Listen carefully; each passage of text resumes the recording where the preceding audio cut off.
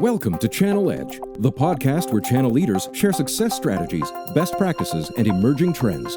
Brought to you by 360 Insights, the channel success platform. Hey, welcome everyone to another episode of Channel Edge, 360's Insights into Everything channel. Hey, very excited today to have Theresa Caragol from Achieve Unite joining us. Welcome, Theresa. Thank you, Stephen. I'm so happy to be here and spend time with you. We're making this a regular occurrence, which I think is great. We are. I think that's a good thing. And the thing we wanted to talk about today, audience, is women in the channel. And it's near and dear to my heart, not only because I have so many women who are peers and friends in the channel, but my path into this group is I have two amazing daughters. I had an amazing kick-ass mother. And I have a great entrepreneurial, you don't have to be an entrepreneur, she just happens to be an entrepreneurial wife. Yeah. So I'm surrounded by powerful women in my life anyways. And to me, a natural extension of that is coming together with women of all sorts of different levels of power in the channel. So, and I know you're a big participant in this as well, Theresa. So I think this is a great topic for us to talk about. I'm glad we're talking about it. And, it's a topic that is near and dear to my heart, has been for many years. And, I've watched the channel, been a part of the channel for lots and lots of years. And I'm really proud of how far the channel has come in the industry and, frankly, representing technology. And, I think it's balanced. It's got men and women are rising up through the ranks. It's got very different roles, which fit, and build really diverse teams, which make for better programs for the vendors. We need to work on the partner community because that's not as diverse. So we've got a lot of work to do still there. I love that guys like you and, there's no way I would have had the career I've had and been able to do what I did if it wasn't for amazing men who support and advocate. And, that's always continues to be super important too. Okay. You just touched on at least 5 topics that we could go down the path. Are you okay if we start with the allyship thing? Because to me, that's a big one. In my group of peers that are men, we talk about it from time to time, and I'm curious what you believe, what the group of women believe on the whole ally piece. And so we could go way down that path, but start with what you think about that. Oh, I believe that the world's a better place when, people are working and we get the best out of everyone and everyone comes with their strengths. And that's men, that's women, that's different backgrounds, that's, inclusion and diversity is a big topic that, but I truly believe it's a social justice topic and a social responsibility topic. It's an economic topic. It's a good for business, good for profits topic. It covers all of them. So I'm a huge fan of those fabulous gentlemen who, advocate. It's one thing to mentor, but it's another thing to sponsor. It's another thing to advocate. It's another thing to put your name behind. I think those are the things that really can make a difference for people's lives. Well, I think there's a difference between diversity and inclusion. And you may know these quotes better, but I think someone used the analogy, diversity is getting invited to the dance, inclusion is getting asked to dance. And I'm sure I butchered I love that. Isn't that kind of, I thought that was kind of cool. Creating a space for everybody to get their voices heard, right? Especially, and that's harder even in a virtual world, for people to be at the table, right? Not sitting out around. Think about the old board tables. And I can remember a young lady and she said, I'm not getting asked to sit at the table. And this is a long time ago. And I said, well, you have to stop getting them coffee. That now it's now we can all get each other coffee. But back then that was sort of, you have to be able to earn your right to sit at the table and command that you deserve to be there. So how do men do that? How do men legitimately do the inclusion, not just the diversity, and come across not being artificial? Is because I believe some people that's more natural then, and maybe the way that they were raised or just the way they look at the world. Others maybe not so much. But no matter where someone sits in that group as a man, we all kind of end up needing to get to the same place. So, is there Is there things we can think about? You have to take it at 3 levels. First, you as a male leader, or, me as a female leader, if I'm encountering or I see something and I don't feel comfortable with it, I got to check myself, right? What do I need to work on? Is there something I need to unpack? Is there some work I need to do? But you got to kind of sort yourself in that. And act as if, fake until you make it, right? There's some things that we have to do until we get comfortable and get more confident. And so there's a whole thing around the me. And then there's a whole element of team, right? And the best teams are often diverse teams that have different ages, different perspectives, right? And how do you harness the power of that? That happens both in hiring, that happens in developing these people, right? It happens in, assigning roles and responsibilities to play to people's strengths. So there's this whole thing around, diversity and inclusion at the team level, and then there's that at the company level. And so what do we as individuals do in our companies, in our client companies? International Women's Day is March 8th, and our company, maybe we can air this on March 8th. And,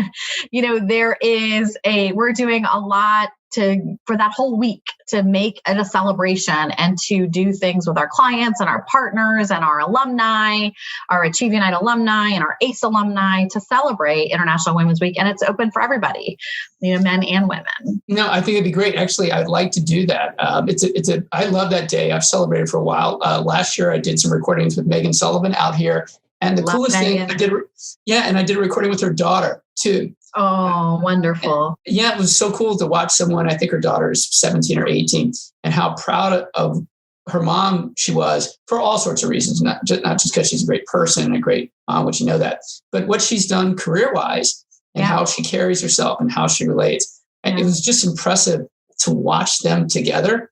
Megan it was kind of validating for me. Yeah, we just did the Women's Leadership Council meeting, and we're having a big team Women's Leadership Council virtual meeting April 13th. So if it's not on your calendar, put it on your calendar.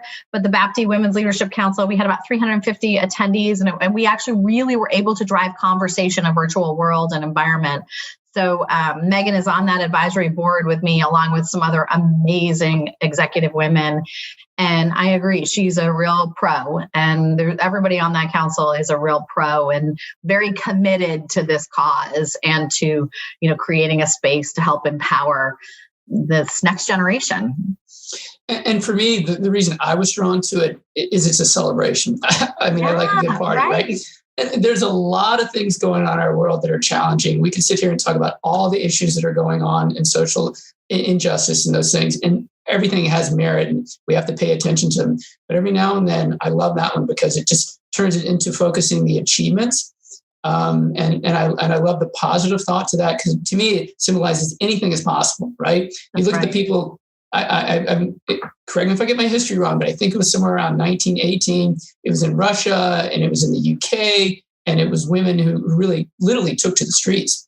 Yeah, absolutely. And it was actually my mentor that, brought this to our attention. And she's been a mentor for me for the last 12 years. And, she's someone who, her name's Karen, and Karen always supported me. And I was just talking to one of her, she's on a board, on many boards actually, but one of her CEOs said one of her great strengths is you always feel supported from her.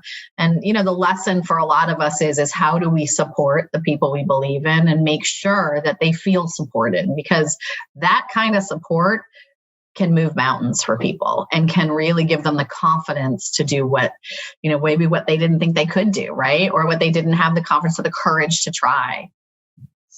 And this sort of leads me to, why is this so important to you? And I think you've sort of answered that question, but personally, why is it? Because it's easy to be, you've been successful, and it's easy once you're successful sometimes to say, okay, I've made it this way.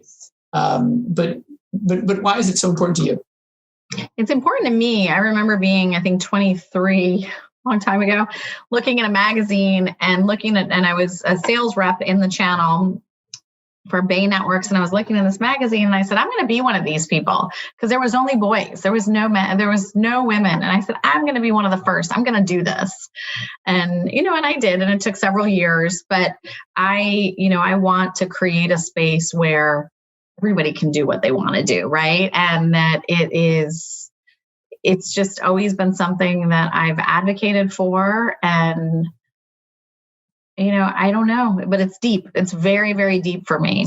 And I really want to help others have opportunities. So, yeah, it's a good question. The personal ones always are the best ones, aren't they? Yeah, that's a great question. But yeah, it's very, very personal. It's very important. It's mission driven for me, from the time little girls have opportunities, that's really, really important. We talked about the celebration. I think Women's Day is fantastic. International Women's Day is fantastic for that. But maybe a little bit of the challenge is still, because we know it's far, far from perfect. Yeah. Well, I'm going to ask you I'm going to give you an example of something I went through when I asked that question. So it's a 2-part question. What are some of those challenges? And then I just had a conversation with a woman a little bit younger than both of us. And I couldn't believe what she was talking about through some sexual harassment things that she was still going through. Mm-hmm. And it's just mind-boggling to me that really still exists. Yeah, it does still exist. And if that, you please send them my way, send them to our advisory board. We have a yellow flag. And if any woman raises the yellow flag, we want to help. So, please, there's people who have been through those things, and, we want to help people get through them in a constructive, in a learning way, so that they come out the other side stronger and, and not alienating everybody in the process. There's a lot of things that play into those situations that you have to manage through. So the challenge is we still need more women at the senior tables. So we still need more CEOs, CROs, CMOs, that channel chief executives. So that still continues to be an important conversation and to lift people up to those levels. We still have women leaving. What's happened with COVID and the pandemic is women are still leaving because they've got to balance all these other requirements. And so they're not getting the promotions. They're not, some of them are exiting the workforce. There's some crazy stats around that right now. So, we need to support men and women through all of this. But, that whole word support comes back again, right? And so that we don't have them leaving the workforce. So there are a lot of organizations or events that are taking place this year that could help with that. And maybe you could take a moment and talk about a few of those, because I know you're heavily involved in quite a few. Yeah. So one is our own ACE leadership program, which you've had some people go through, and it is a transformational program. It used to be just for women, but we've actually opened it up for men and women. And we just ran a class in Europe with men and women from Egypt and South Africa and the UK and Germany, and it was pretty transformational. So, we're really proud of the work we're doing in the ACE leadership. So ACE stands for Authentic Leadership, Collaboration, Empowerment, and it's all about leadership by influence. The Alliance of Channel Women, which is another amazing organization, but they've been really supportive in helping ACE become a garden, and have a life and have an identity. And so the Alliance of Channel Women is also a great group if you are not a part of it to become a part. They run events. They're Amy Bailey and Jasmina, and that board is doing an incredible job of creating community in a virtual world. So I am really proud of Amy and the work that she and the leadership team have done. But it's a very supportive group and a very empowering group. So that's another place. The BAPTI Women's Leadership Council, which I've chaired for the last, had the privilege of working with for the last 10 years when there was 7 of us in the room, and Nancy Hammerbeck and I were the year 1, and now we're in year 9, and we have an advisory board of 9, almost up to 12 women soon. And there was 350 women at the last Women in the Channel event, and hopefully we'll have even more at this one, April 13th. So that's a great one. CRN and the iPad, those folks do a wonderful Women in the Channel event. That's a big one, right. But that has inspiration and it has great messaging as well. CompTIA has a women's, I think it's diversity and inclusion. It's kind of put all together. Kathleen Martin runs that, but that is growing, and it looks like they're going to do some great things in that organization and that community in the coming year. So there's a lot of places to be supported. and to be a part of. And if you have any questions, please email me or reach out to me in any way, shape, or form. But I'd love to help anybody get involved. What's the best way for people to get connected with you, either personally? You can THERESA@achieveunite.com, or you can text me at, I'll even put my cell phone on. I might get lots of calls. Wow. Well, that would be exciting. 770-883-7794, and happy to help. Okay. All right. I got to let no one has ever on any of our podcasts put out their cell phone number. I just think that is incredibly cool. It could be scary, but I think I can't imagine. We have such a wonderful community. It's all good. I know. I tell you, Theresa, I don't know where we can take it from there. I just want to say thank you. This is a great topic. I am solely on board with this. Anything I can do to ever help, please let me know. And even if it's just, doing recordings like this and helping distribute them, get that message out there, I'm always willing to do that. I'm not going to put my cell phone number out there, but Stephen, you are a proponent in all of this space, and you have always been an advocate. And now I didn't know your whole personal story with all those amazing role models around you, but I definitely consider you one of the big advocates in the industry. So thank you very much. No, thank you. Thanks for joining. Thanks, everybody. Appreciate you taking time to listen. Please feel free to let us know what you think, anything we can add, anything we can change. You can email us at channeledge@360insights.com. And please remember to share. And, once again, thank you all very much for joining us. Everybody have a great day. Thanks for listening to Channel Edge, brought to you by 360 Insights, the channel success platform. Subscribe now on iTunes, Stitcher Radio, and Google Play, and you'll always be the first to access new episodes where channel leaders share success strategies, best practices, and emerging trends. For bookings, feedback, questions, or comments, feel free to email us at channeledge@360insights.com.